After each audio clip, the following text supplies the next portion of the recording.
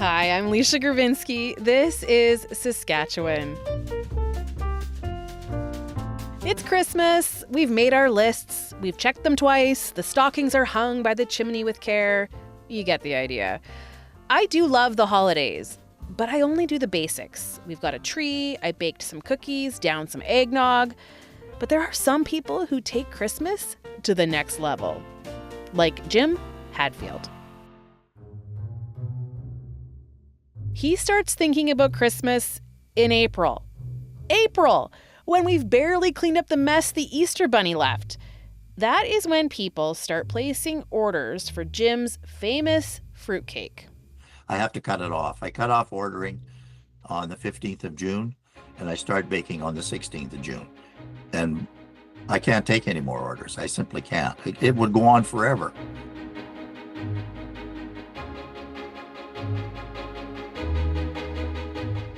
Did I expect to be so successful in this enterprise? No, I didn't.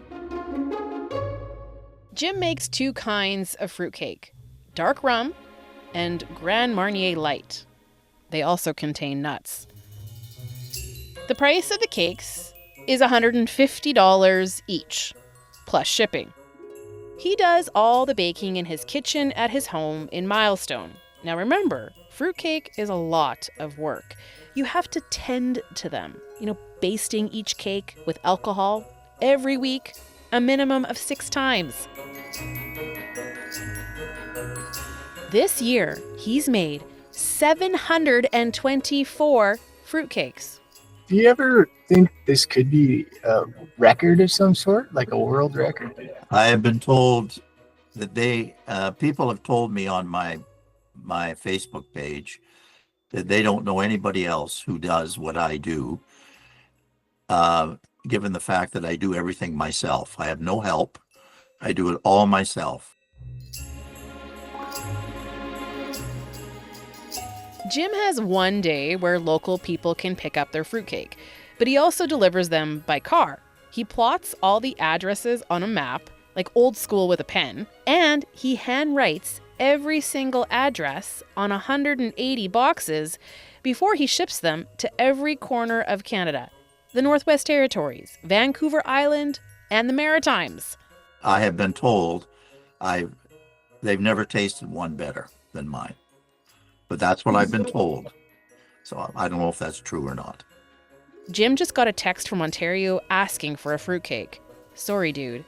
Jim says you're too late. He doesn't cram everything into the final week of holidays. Jim's fruitcakes are done and delivered by mid-November. People tell me that their Christmases are more special if the cake lasts that long. And a lot of people hold on to them until Christmas. And they tell me it isn't Christmas without one of my cakes. It simply isn't Christmas. And that's what they tell me. But a lot of people can't stand it, and it's gone before Christmas. So you know what happens? The next year, they double up on their orders. So they put one away, and then the first one, they're demolishing it as soon as it arrives. Jim says he could have easily baked 1,000 fruitcakes. But who has time for that? Jim will be 75 years old next year, and he thinks 724 fruitcakes might be his max. And others can make fruitcake. I've never tasted anybody else's, so I can't be the judge whether mine's any better than theirs or not. But I guarantee you they're not baking 724 of them.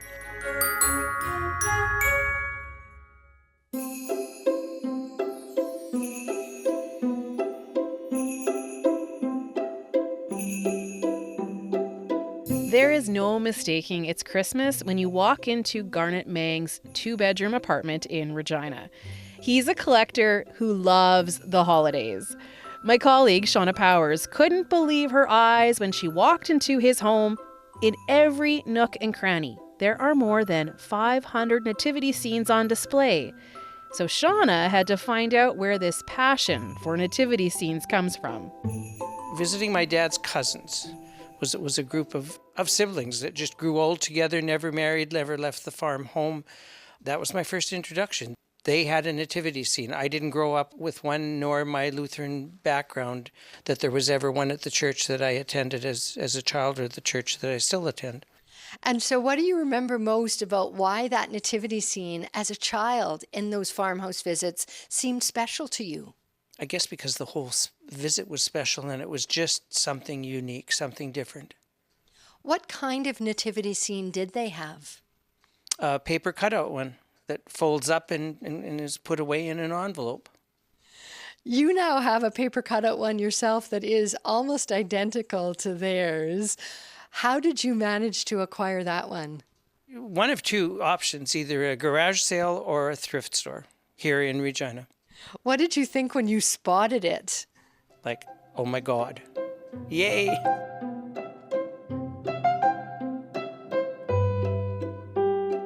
That, I'm assuming, was not the first nativity scene that you purchased yourself, though, was it? No, this came years later. The first that I purchased myself was probably completing the Avon set that my mom began, the original white bisque porcelain ones that, began the first year with the Holy Family, and 25 years later, the Angel Gabriel was the 25th anniversary edition. When did you know, after first sort of having that Avon nativity scene of your own, that this was something that you wanted to turn your attention to as a collector, I guess? Just coming across them in stores and thrift stores and gift shops and garage sales, and there's one, and all of a sudden, before I knew it, 10 was turning into 20, and 20 to 100, and now on display there's 518. 518. Do you still add to that collection? Yes. I I try to be more selective. I don't bring the big ones in anymore because there's no room. Just because it's a nativity scene doesn't mean it has to come home, because some angels and baby Jesuses shouldn't be ugly, and some are.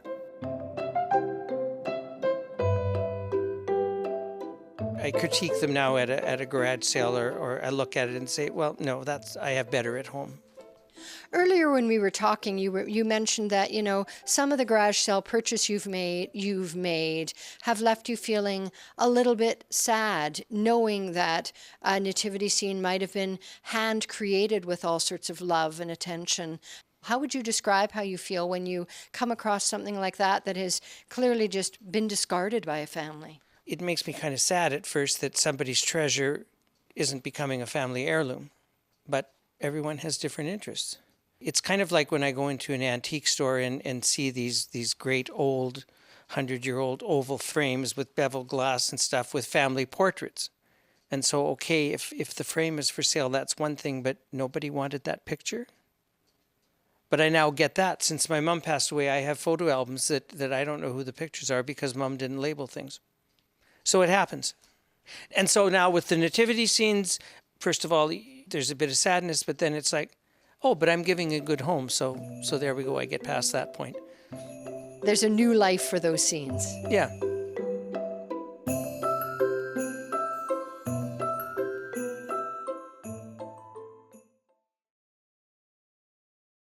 You have got nativity scenes in all sorts of different materials. Can you walk us through some of the various different materials that make their way into the scenes you have here? There's a lot that, the new resin. There is a lot of porcelain. There's a couple that are handmade pottery. There's some that are handmade cloth hangings. There's one from Africa that is mostly some kind of wood-related grass fiber. There's a few that are crystal, some that are glass, a lot that are just crystal-like acrylic, paper. Wooden. There's some wooden ones.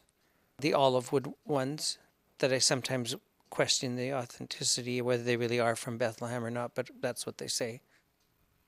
When you are sort of getting your apartment ready every year to sort of bring in a really elaborate Christmas display like this one of the nativity scenes, what kind of preparation goes into making your apartment ready for this really enormous display of nativity scenes? If you had seen the apartment 3 weeks ago, you'd know that I'm really a collector. Nativities isn't the only collection. There's an everyday collection of cats and pianos and Limoges miniatures that fill all the curio cabinets and shelves and every nook and cranny, much like the nativities. So it's a major production to put everything away to re-merchandise, so to speak. Do you feel when you are purchasing all of these various different beautiful nativity scenes, when you are placing them on the shelves with care, do you feel a connection to that story? Does that story mean something to you? Yeah, I guess there's a connection, connect to the mystery of it all sort of thing. We're going to do a little bit of a walkabout of your apartment now to look at some of the nativity scenes that are the most meaningful for you. Where do you want to start? Well, we can start right here at the piano. The paper one that planted the seed years ago at my dad's cousin's home that sort of exposed me to them. Then the special one that has probably if I ever had to disperse, that would be the last one to go, is the one that my mum began, the white porcelain Avon set. You've got a tapestry behind the piano as well that is also a nativity scene. Yeah, that's related to the willow tree collection. That was a prized garage sale find for a whole $5. Brought it home and it stunk. I hung it out on the balcony for 3 days and it didn't freshen up. So I picked it up and thought, no, this is too light. It's not cotton. Into the washing machine it went and it was fine. The latest addition are the handmade felt hangings of the Magi, that three kings that are a special edition now because they were my cousins and she made them and re-gifted them to me. And in this cabinet, we have 8 shelves, and a lot of the nativity scenes on the top shelves anyhow look like they're part of a larger collection. They're the Fontaninis, the Italian made. They're all open stock and still readily available. I think there's any number of scales. These are 5.5-inch ones, I think, and they can to as large as a foot or more that would be in a public church setting. It's unique. It's the only scene that includes an elephant. Yes. No camels, but an elephant, which is interesting. Then you've got the Care Bears. And then there's the Care Bears, and they're all like costumes, like the camel and the ass and the sheep are peeking out from under these costumes are the little bears. So they're all bears, but they have costumes on to make them look like animals and such. And you've got a lot of lights that you have actually strung to sort of light up the nativity scenes from within. How labor-intensive a process is it to actually bring all this to life in your house? It takes a while, and you some things go in the same spot every year, and then you try and change it up. You fool around for a few hours, and then you sit down and make a cup of coffee and look at it and say, no, that's no good, I don't like it. So then you move it around, and sometimes it takes a week or two till some pieces find their resting spot for the year. Is your apartment pretty chaotic during that particular phase? Well, yeah, you can see that it's not particularly large, so add 25 tubs standing around in various states of being loaded or unloaded. So, yeah, it's chaos. Not anymore now. There's not much cooking that happens because usually there's no kitchen cupboard. There isn't a lot of kitchen to start with, and when the cupboard and the stove are covered up, it's takeout. Okay. We're in your bedroom now, and when you think about the ones that you have here in this intimate space, what's a favorite for you in here? The stained glass one, a find at the Salvation Army, one that made me particularly sad because it's so stunning, and it was like, who didn't want this? So it bothered me, but then it's like, well, okay, so it's here. I don't need to know the story of why it's here, but it's now going home to a good home. Do you ever learn the backstories when you buy a nativity scene at a garage sale, for instance? Garage sales, yes. If it's the actual homeowners that are just downsizing and needing to go to an apartment or whatever, they'll say, oh, I made this, or I did this with this, or I brought this from, but I can't take it with me. And they're always very happy, especially if my friend is garage selling with me, which he usually is, and he likes to say that, well, now there'll be 51 tubs in my basement instead of just 50. So they get a good kick out of that, but it also reinforces that, oh, this is going to be loved. I'm okay with selling this now. They know that it's going to a good home. It's a beautiful space to be in with all of these nativity scenes. How do you feel inside your apartment once it's all set up to your taste? Oh, I love it. I can just walk around and look at them, and I'll still be playing with them in January, so to speak, if I'll have a notion that, no, I would like this better in this display, and I'm always playing and moving stuff around. I feel very fortunate that you've allowed me to come into your apartment to experience it firsthand. How much is that part of the equation for you, sharing your joy of collecting with your friends? Oh, well, that's the big part. To me, there's kind of no point in all this craziness if you just, what good is a collection if you don't show it to people? And what do people say to you about how they feel when they come and witness what you've created? There's repeats, of course. People wait for the invitation. When I say, okay, we can plan a date now because I'm ready, at least they say it's the highlight of their Christmas season. I'm not sure. Others come with a lot of curiosity, not to see what they're going to see, but they think maybe they're walking into a real bonanza of a hoarder situation. They don't quite comprehend that the setup takes 2 weeks until everything is put away and then start over, bring the new stuff out. Some are more interested than others. 518 in one home. There's a lot to take in.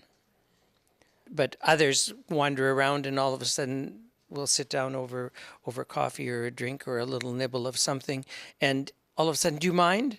And they're getting up and they're revisiting. They're making another loop and coming at things from a different direction and seeing something they didn't see on the first pass.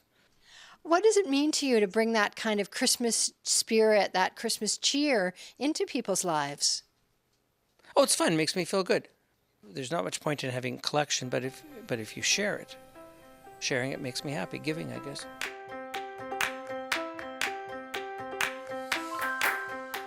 Well, a big Merry Christmas to you, Gary, and to you as well, Jim.